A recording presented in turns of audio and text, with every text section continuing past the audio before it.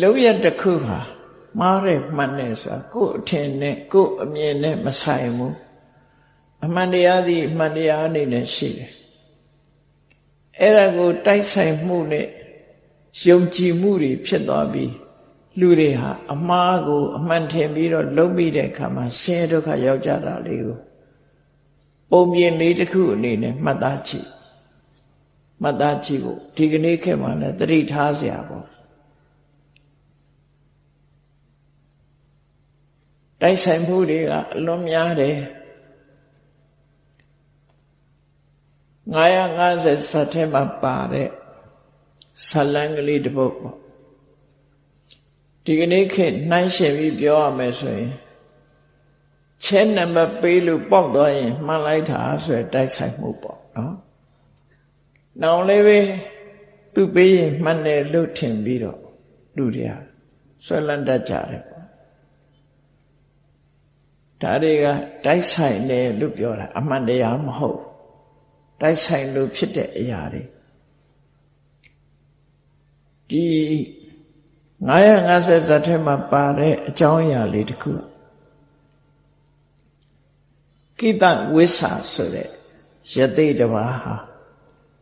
ဒန္တကီဆိုတဲ့ဘုရင်ကြီးရဲ့နိုင်ငံဘက်ကိုသွားပြီးတော့ကုမ္မဝတီဆိုတဲ့မြို့ကဥယျာဉ်တစ်ခုထဲမှာအေးအေးဆေးဆေးအဲ့ဒီမှာနေထိုင်တယ်ပေါ့အဖြစ်ပြက်ကဘလို့ဖြစ်တယ်ယသိသူတော်စင်သို့သောကိတဝိဆာလို့ဆိုတဲ့အတိုင်းခန္ဓာကိုယ်ကပိန်နေရေမိုးချိုးတာမရှိသည့်အတွက်ကြောင့်အနေထိုင်ကညစ်ညစ်ဆုပ်ဆုပ်ဖြစ်တယ်ယသိဆိုတဲ့သဘောကသဗ္ဗေနေကို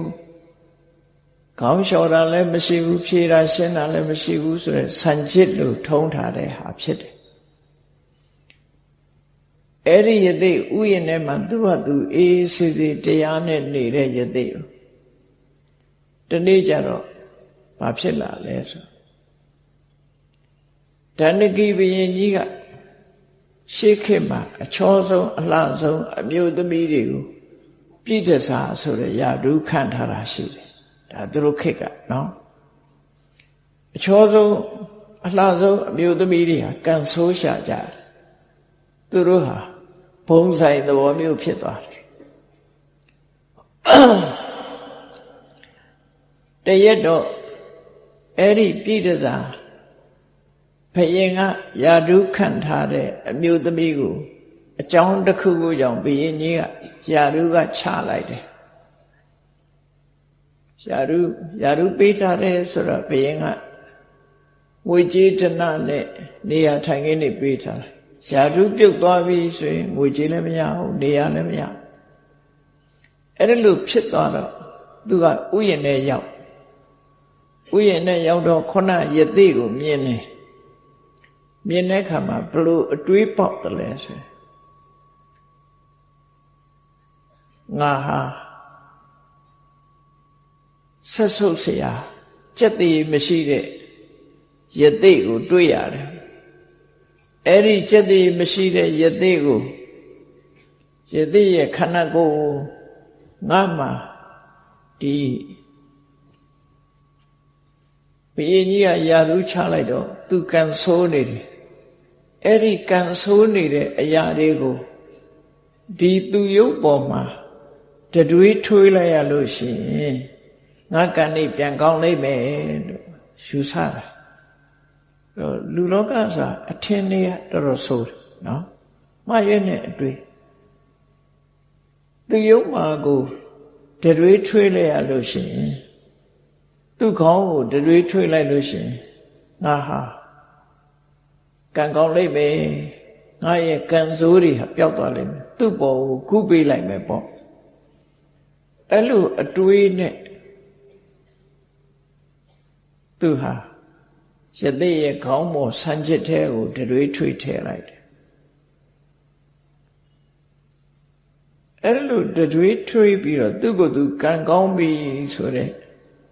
ပြည့်စုံမှစိတ်ကထင်သွားတဲ့အချိန်လေးမှာဘုရင်ကြီးကလိုက်ရှာခေါ်ပြီးတော့ သူ့ကိုယာရုပြန်ခံလိုက်တယ်တိုက်ဆိုင်သွားတာနော်တိုက်ဆိုင်သွားသူ့စိတ်ထဲမှာဘာဖြစ်သွားဒီယသိကိုတတွေးထွေးလိုက်ရလို့ယသိခေါင်းကိုတတွေးထွေးလိုက်ရလို့သူဟာယာရုပြန်ရတယ်လို့ရှုဆပါအဲဒါကြောင့်တိုက်ဆိုင်မှုတွေကိုထူးသတိထားဖို့လိုအပ်တယ်ကိုလှုပ်တဲ့အလုပ်ဒီမကောင်းတဲ့အလုပ်မဖြစ်စေဘူး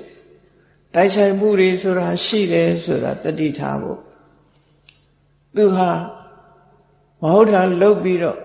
မဟုတ်တာလှုပ်လို့ကံကောင်းတယ်လို့တိုက်ဆိုင်မှုအပေါ်မှာယုံကြည်လိုက်တာသူရရုပြန်ရသွားပြီထို့တူပဲသူရရုပြန်ရပြီးတဲ့နောက်မှာပရောဟိတ်ကြီးကလည်းရရုပြုတ်သွားတယ်ရရုပြုတ်သွားတော့ပရောဟိတ်ကငါနှမ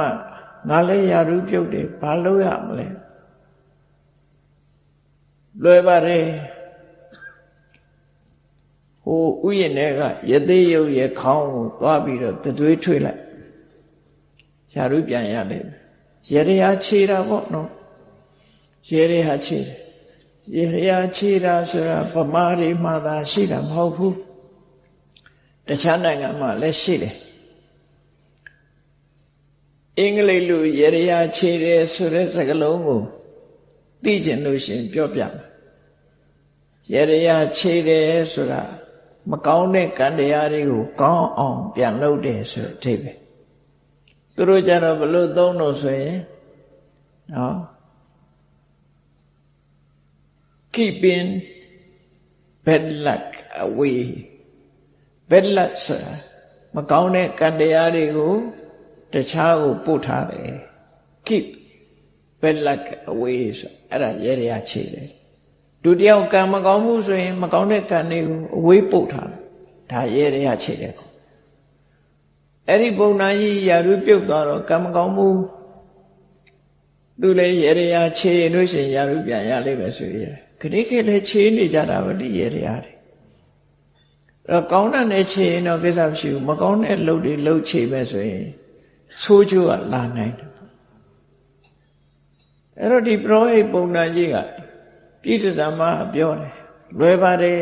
ယာရုပြန်ရခြင်းအဲ့ဒီဥယျာဉ်ထဲကယသိခေါင်းသွားပြီးတော့တတွေးထွေးလို့ဆိုတော့ပရောဟိတ်ကြီးကလည်းယာရုပြန်ရခြင်းလို့သွားလုပ်ပြန်တယ်ဟိုယသိကတကယ်သူတော်စင်ကြီးသိခံနေတာဘာမှမလုပ်ဘူးတတွေးထွေးလိုက်တတွေးထွေးပြီးမကြရင်နောက်တည့်ဘုရင်ကြီးကခေါ်ပြီးသူယာရုပြန်ပေးတယ်ဟာကံကောင်းသွားပြီရေရကြည်သွားပြီရှုဆပြန်တိုက်ဆိုင်မှုနော်တိုက်ဆိုင်မှုကိုမှန်တရားလို့ယူဆပြီးတော့သူကျင့်တတ်နေ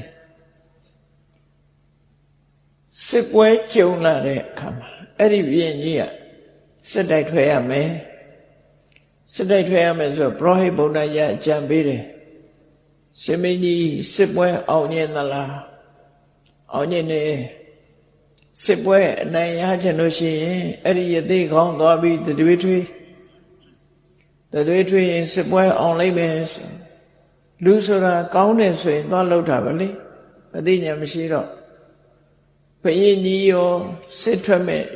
တတ်သားတွေရောအလုံးဥယျာဉ်နဲ့သွားစစ်ထွက်တော့မဲ့အချိန်မှာဥယျာဉ်နဲ့သွားပြီးတော့ယသိခေါင်းကိုတတွေးတွေနဲ့ထွေးကြတာယသိကြီးကတော့ဒီတိုင်းပဲသိခံနေရှာတကူလုံးဟာတတွေးတွေနဲ့ပွက်ပြီးရေတွေဟာခြေထားလိုက်ကြတာအဲ့ဒီလုတ်ပြီးဘုရင်ကြီးကစစ်ထွက်သွားတဲ့အခါတိုက်ဆိုင်မှုနဲ့ဟိုကြတော့စစ်ပွဲအောင်လာပြန်နော်စစ်ပွဲဟာအောင်လာဒါတွေဟာယသိကြီးကိုတွေးထွေးလို့အောင်တယ်လို့သူတို့ဟာထင်နေကြအမှန်တော့တိုက်ဆိုင်မှုတက်တက်တာဖြစ်တယ်ပေါ့ပြန်လာတဲ့အခါကျတော့အောင်ပွဲရလာပြီဆိုစစ်သူကြီးကတော့စဉ်းစားဉာဏ်ရှိတယ်စဉ်းစားဉာဏ်ရှိတော့ယသိကြီးစီသွားပြီးစိတ်မကောင်းစွာနဲ့ရှေးမိုးချိုးပြီးတော့တတွေးတွေထွေးထားတာတွေကိုသုတ်သင်ရှင်းလင်းပေးတယ်ပေးပြီးတော့ယသိကြီးကိုလျှောက်တယ်ရှင်ယသိကြီးတိုင်းပြည်ဘာဖြစ်နိုင်တော့ဆိုတော့ယသိကြီးကပြောတယ် အေးငါတော့အလုံးပေါ်မှာသိခံနဲ့ခွင့်လွတ်တယ်ဒါပေမဲ့လို့နတ်တွေကစိတ်ဆိုးနေကြပြီနတ်တွေကအစီဝေးထိုင်နေပြီဒီတိုင်းပြည်တစ်ခုလုံးကိုမြေမြုပ်ပြစ်မယ်ဆိုပြီးတော့အစီဝေးဆုံးဖြတ်ထားပြီနော်သူတို့လောက်ရက်ကိုတိုက်ဆိုင်မှုကြောင့်ခဏတစ်ပြုတ်ကောင်းသွားတာကိုသူတို့အကောင်းထင်နေကြတယ်နတ်တွေကစိတ်ဆိုးနေပြီဒီတိုင်းပြည်ကြီးကိုဖျက်ဆီးလိုက်မယ်ဆိုတော့စစ်သူကြီးဟာသူ့သားမယားမိသားစုပစ္စည်းဥစ္စာတွေကိုယူပြီးတခြားတိုင်းပြည်ဘက်ကိုထွက်ပြေးသွားတယ်ခုနှစ်ရက်မြောက်တဲ့အခါကျတော့ကောင်းကင်ယံကသဲလေးတွေအပေါ်ကနေပြီးတော့မိုးပေါက်မဟုတ်ဘဲနဲ့သဲမုံလေးတွေရွာချလာသဲမုံလေးတွေကတန့်ပြန့်ပြီးတော့နေတော့မြေပြင်နေပေါ်မှာလည်းအကုန်လုံးတန့်ပြန့်သဲမုံလေးတွေခင်းထားသလိုပဲတန့်ပြန့်သဲမိုးရွာပြီးတဲ့အခါကျတော့ပန်းမိုးတွေရွာလိုက်တယ်လူတွေကဝမ်းသာကြတယ်မြေကြီးကလည်းတန့်နေတယ်မွေးကြိုင်နေတဲ့ပန်းမိုးတွေကလည်းကောင်းပေါ်ကကျလာတယ်ခြေနဲ့နေကြတာလူတွေကပျော်လိုက်ကြတာခဏနေတော့ဒီငွေကြေးတနဒင်္ဂါရွာချပြန်တယ်တမိုးသိမ့်မကြည့်တဲ့ဒင်္ဂါလေးတွေရွာချလိုက်တယ်အလူရဲ့လူတွေကဒင်္ဂါတွေရွှေဒင်္ဂါတွေကိုကောက်ကြတယ်ငါတို့ဟာကံကောင်းတာဒီယသိရုပ်ကြီးကိုလှုပ်လို့ငါတို့ကံကောင်းလာကြပြီလို့စိတ်ထဲမှာထင်နေကြတယ်ဒင်္ဂါမှုတွေရွာချပြီးတဲ့အခါမှာကောင်းကင်ယံကလက်ဝတ်ရတနာတွေချလာပြန်တယ်ရှူကြတယ်လူတွေပြောကြလက်ဝတ်ရတနာတွေဝတ်ကြစားကြတယ်သိမကြဘူးလက်ဝတ်ရတနာတွေလောဘနဲ့လူတွေဟာအိမ်ထဲမှာတယောက်မှမရှိအပြင်ထွက်ပြီးတော့နောက်ထပ်ဘာလာအောင်မလဲလို့မျောနေတဲ့အချိန်မှာမိချီခဲတွေပေါ်နေကြလာအဲကြတော့လောင်ပြီးတကူလုံးအကုန်လောင်တာဘယ်သူမှပြေးမလို့တော့ဘူးဘောမိကြီးကဲတွေရွာချပြီပြီးတဲ့အခါကျတော့ဓာမိုးလှမိုးတွေကြွလာပြီအကုန်လုံးတရှိသရဝါတွေအကုန်လုံးဓာတွေလှနေနဲ့ခုတ်ဖြတ်ပြီးတော့လူတွေဟာပိုင်းပိုင်းတစ်တစ်ဖြတ်ပြီးအဲ့ဒီဘဝရောက်ပြီးသိဆုံးကုန်ကြအဲ့ဒီအချိန်ကျတော့မှသဲမိုးကြီးတစ်ခါထပ်ရွာချသဲမိုးကြီးရွာပြီးတော့လူတွေကောင်းတွေကိုအကုန်လုံးဖုံးပြစ်လိုက်တယ်ဖုံးပြစ်လိုက်တဲ့အခါအဲ့ဒီမြို့ကြီးတစ်မြို့လုံးဟာမြို့ပြက်ကြီးပြည်ပြင်းကြီးတစ်ခုဖြစ်သွားတယ်အားလုံးဟာမြေကြီးထဲမှာမြုပ်ပြီးတော့အလောင်းတွေပါဖုံးပြီးတော့အားလုံးဟာပျက်စီးဆုံးရှုံးသွားတယ်ဘာတစ်ခုမှမကြံအောင်အကုန်လုံးဖုံးပြစ်လိုက်တယ်နတ်တွေကသူတော်ကောင်းကိုပြမာတဲ့လူတွေကိုဒဏ်ခတ်တဲ့အနေနဲ့လှုပ်လိုက်တာပဲဖြစ်တယ်ဒါဟာတိုက်ဆိုင်မှုကိုအကောင်းထင်ပြီးတော့မဟုတ်တာတွေလုံးလို့ရှင်လဲကောင်းကျိုးရတယ်လို့လူတွေကယူဆကြတယ်အဲ့ဒါရဲ့အပြစ်ဒဏ်ကိုခံလဲရလို့ဒီကနေ့ထိအဲ့ဒီနေရာမှာသဲပြင်းကြီးတောအုပ်ကြီးအနေနဲ့သာရှိတယ်မြို့ပြန်မဖြစ်တော့ဘူးတဲ့အဲ့ဒီနေရာမှာဒါက950ဇတ်ထဲမှာတရပိင္ကဇတ်ဆိုတာရှိတယ်အဲ့ဒီလိုမိုးတွေမရွာခင်ခုနကယသိကြီးကိုသူတို့ရဲ့ခေါင်းဆောင်ဆရာယသိကြီးကတမ္မာတဲ့ယသိနှစ်ပါးကိုထမ်းစင်နဲ့လွှတ်လိုက်ပြီးတတွေထွေးခံရတဲ့ကိတဝိသယသိကိုဝေးရာကိုတည်ဆောင်သွားတယ်အဲ့ဒီယသိလည်းတည်ဆောင်သွားရောခုနလိုမိုးတွေအမျိုးမျိုးရွာချပြီးလူတွေအလုံးသိဆုံးသွားကြတယ်ဒါဟာတိုက်ဆိုင်မှုလို့တိုက်ဆိုင်မှုကိုဟုတ်ထင်ပြီးတော့မှားယွင်းမှုတွေကိုလှုပ်ဆောင်ကြလို့ဒုက္ခရောက်တယ်ဆိုတာသင်္ကန်းစာအနေနဲ့မှတ်သားဖို့လိုအပ်တယ်